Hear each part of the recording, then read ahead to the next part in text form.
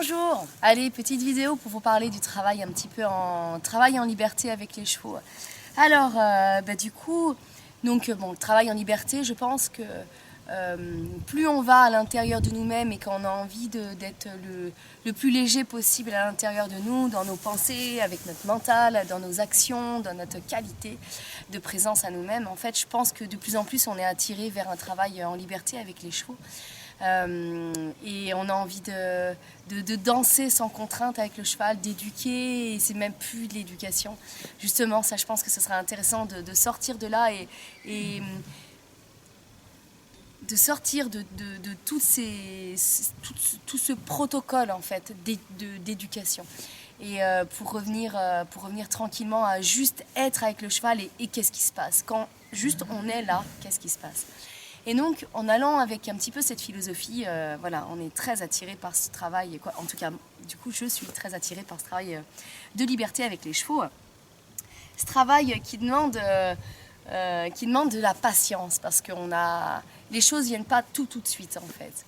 Je parle encore pour moi. Donc pas mal de patience et puis de se dire quand ça va pas tiens je suis là, mon cheval tiens finalement prends-la, et du coup ça t'énerve, t'es là, qu'est-ce que je peux faire, et savoir tout ce qui nous passe par la tête, nos peurs d'échapper le cheval, qu'est-ce qui va se passer si j'échappe le cheval, de se dire mince je me mets en danger peut-être, je sais pas, jusqu'à tout ce que ça nous fait travailler cette liberté avec le cheval, le fait de ne plus être dans le contrôle du cheval comme on est souvent, mais juste plus de laisser la qualité de relation être. Et nous on se dit non, moi je sais, donc toi le cheval je vais t'éduquer, je vais te faire ça.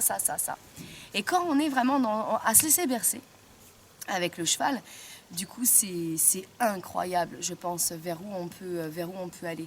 En fait, j'amène petit à petit mes cavaliers vers ça, vers le fait de marcher avec le cheval, d'imaginer qu'on est un aimant, soit notre main, soit notre présence, on est un aimant, et on attire le cheval, on attire à nous, on met de l'énergie pour aller plus vite, on baisse pour aller plus lentement, juste d'être nous en résonance avec notre corps et tellement dans notre présence que le cheval, en fait, il est emmené dans cette bulle et que du coup, on ne fait plus que un. Et ça, c'est juste extraordinaire.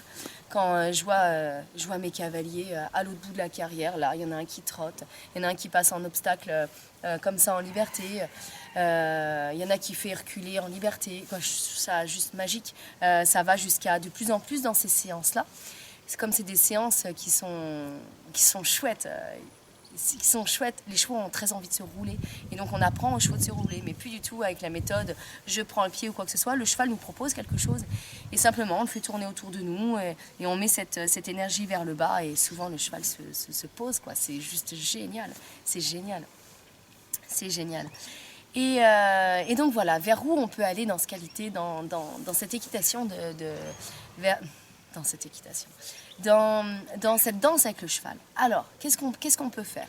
Évidemment, on peut travailler donc tout ce qui est à pied, liberté, donc faire les mêmes exercices qu'on faisait avec un licol, on le fait en liberté. Comment on peut faire ? Déjà, ce qu'on peut faire, c'est passer en cordelette. Et puis là, du coup, je raisonne dans le fait de je rééduque. Donc attention, je me méfie moi-même et attention à ce que je vous transmets aussi, quoi. Du coup, en fait, donc passer par... j'ai un licol parce que ça me rassure au départ, et je passe simplement en cordelette. Alors voici Sheleg, ma Sheleg. Et voici, en fait, c'était la première balade où elle sortait dehors en extérieur. Et j'avais mis une petite cordelette autour du cou. Et c'est une jument qui est hyper connectée. J'ai envie de dire à l'humain, en fait. C'est une jument qui est assez particulière parce que c'est un petit peu la chef de troupeau de 40 chevaux. Et c'est une jument, elle met une oreille en arrière, il y a tout le monde qui s'en va. Elle a son fils qui a 3 ans maintenant, qui vit avec elle dans le troupeau. Il y a sa fille qui a une toute petite année, il y a une année de moins. Elle est tombée Elle est tombée en gestation juste après avoir accouché. Bon, bref, l'histoire de maquignon, l'histoire de maltraitance, l'histoire de jument qui était complètement sauvage. J'ai récupéré cette jument il y a 3 ans. Il doit y avoir 3 ans, c'était en hiver, je me souviens, en janvier, il faisait froid, j'étais enceinte. Mais oui, donc il y a plus de 3 ans, j'étais enceinte, j'étais en fin de grossesse à 8 mois. Et je me souviendrai toujours, je disais à la personne qui m'accompagnait pour la sauver, oui, mais je pourrais pas faire grand chose avec une jument sauvage, je vais accoucher dans 1 mois. En fait, j'allais accoucher dans même pas 3 semaines. Je ne pouvais pas faire grand chose, mais bon, c'est ok pour sauver Sheleg et puis son fils qui avait donc 6 mois, Chakam. Et voilà, l'aventure commença avec cette jument qui était complètement sauvage. Et puis j'y passais des heures et des heures et des heures à aller la voir dans son box avec son petit. Son petit nous agressait parce qu'il ne connaissait pas l'homme, il ne savait pas comment s'y prendre. Et puis Sheleg aussi, du coup, sa maman nous montrait l'exemple. Donc voilà, en fait, tout a commencé comme ça. Et voilà, maintenant c'est une jument qui est très sensible dans le travail à pied. Regardez là, en train de passer la flaque d'eau. C'est une jument qui passait pas, dans les flaques d'eau. Et puis petit à petit, donc là je tenais ma cordelette. Petit à petit, elle me fait confiance. Et avec beaucoup de douceur, elle y rentre. Donc bien sûr, je la laisse regarder, je la laisse sentir, c'est hyper important. Et deuxième passage, voilà, ça s'est fait très très facilement. En fait, au tout départ, ce que j'avais fait, c'est que je la faisais juste traverser dans la largeur, c'était beaucoup plus facile. Et puis voilà, les grandes envolées avec Sheleg, c'est juste magnifique de se dire, j'ai un cheval, il y a une petite cordelette autour du cou, mais elle est hyper connectée à mes sensations, mes montées d'énergie, mes descentes d'énergie. Calme, voilà. Elle est très liée.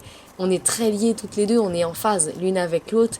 On est ensemble, quoi. On est ensemble et bah oui, c'est comme les chiens. Mes 4 chiens qui sont avec moi, Laïa, Aloha, Natsu, Aïla. Et les chiens sont sans laisse. Les juments, entre parenthèses, elle est sans épaule. Ok, petite cordelette au cas où s'il se passait quoi que ce soit, bien sûr. Je peux entendre les peurs de toutes les personnes, mais qu'est-ce qui va se passer si mon cheval m'échappe? Bien sûr, je peux vraiment tout entendre là-dessus, bien sûr. Après, toujours vérifier, est-ce que vous avez votre connexion? Est-ce que votre jument, votre cheval, vous avez la connexion du bout du nez? Est-ce qu'il est réceptif à votre montée d'énergie, descente d'énergie? Est-ce que votre cheval est capable de revenir près de vous? Voilà, c'est tout des petites choses qui fait que, en fait, si on est là connecté dans ce moment présent, on risque pas grand-chose, parce qu'on est là ensemble, en fait. Comme avec les chiens, on est là ensemble. Je ferai une autre vidéo sur tous les témoignages de ce travail en cordelette, des cavaliers que j'ai emmenés vers là. J'ai emmené vers cette sensation. Et tous me disaient « Waouh ! Waouh !» En fait, c'est quelque chose en plus, je crois qu'on ne se rend pas compte. C'est un instant où on est obligé d'être hyper conscient.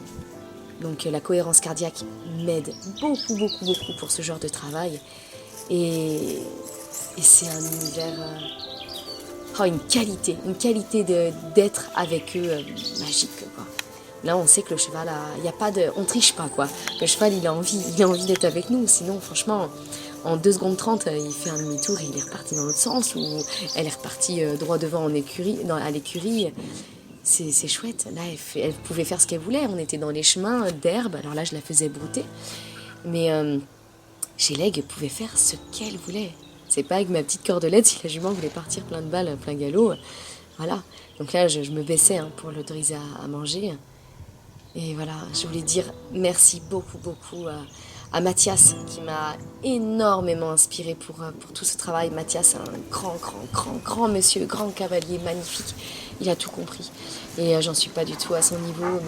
Mais merci Mathias, grâce à toi, tu m'as inspiré, tu m'as donné envie de vivre ce début d'aventure, qui n'est qu'un début d'aventure. Merci beaucoup à tous. C'est un grand plaisir que moi aussi je vous transmets un petit bout de mon travail. À bientôt, à tout bientôt.